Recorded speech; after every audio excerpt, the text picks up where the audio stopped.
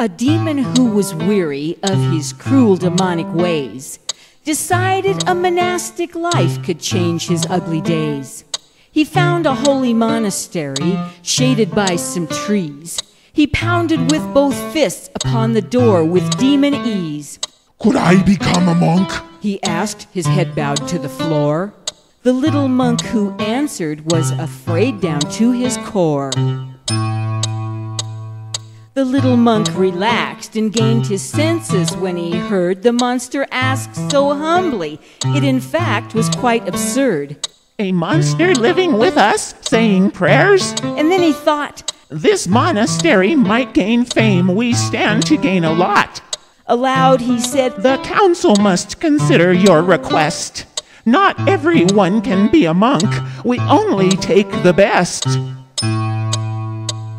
A week from now we'll let you know, but meanwhile you might think of bearing down those frightful horns, and honestly, you stink. So take a bath and cut your horns, and 7 days from now, come back and we will know if you are someone we'll allow." The demon did as he was told. He wanted monkhood badly. He took a bath, ground down his horns, albeit rather sadly. But that was what he had to do, and do it he'd conceded. He knew his present life was bad and not the life he needed. The demon met approval when the monk saw what he'd done. "The council needs more time to end this quest that you've begun. Come back again in 7 days, and in the meantime, please, think hard about your fangs. He smiled. They should look more like these." Again he left, and in that week, although his head was sore, he ground his fangs down to the gums, fulfilling that week's chore. So now his head and mouth both hurt, but he was not concerned. His goal was getting closer. He hastily returned. The monk could barely hide his glee. His plan was working well. "If you allow them 1 more week, I think you'll get your cell. There's one last thing I might suggest. Your talons are too long. They'll tangle when you pray with beads. They're absolutely wrong." The monster went back home and cut his talons till they bled. So now his toes and fingers hurt, not only mouth and head. He'd gotten rid of all his evil parts that were taboo. "It's worth this pain to be a monk," was all the demon knew.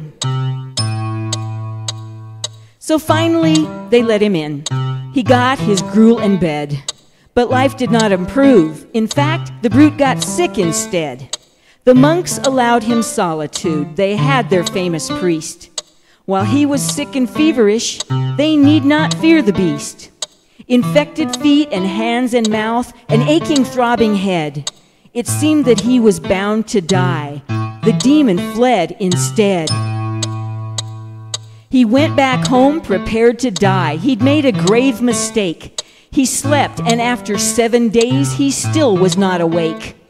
At sunset on that 7th day, the beast began to stir. While he was sleeping, wondrous things had started to occur. His fangs and horns were growing back. His hands and feet were well. With clarity he saw by seeking heaven, he'd found hell. Each day the beast grew stronger as he sharpened, shined, and preened. As horn and fang and talon grew, he changed back to a fiend. Himself again, he roared a mighty roar that shook the trees. He bounded from his lair. He had a hunger to appease. He went back to the monastery, thundered through the door. Each monk he saw, he gobbled up and went to look for more.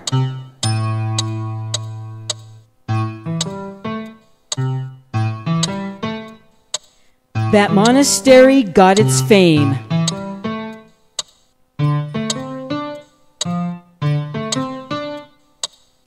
The monks got what they craved. And the demon is a saint because he would not be enslaved.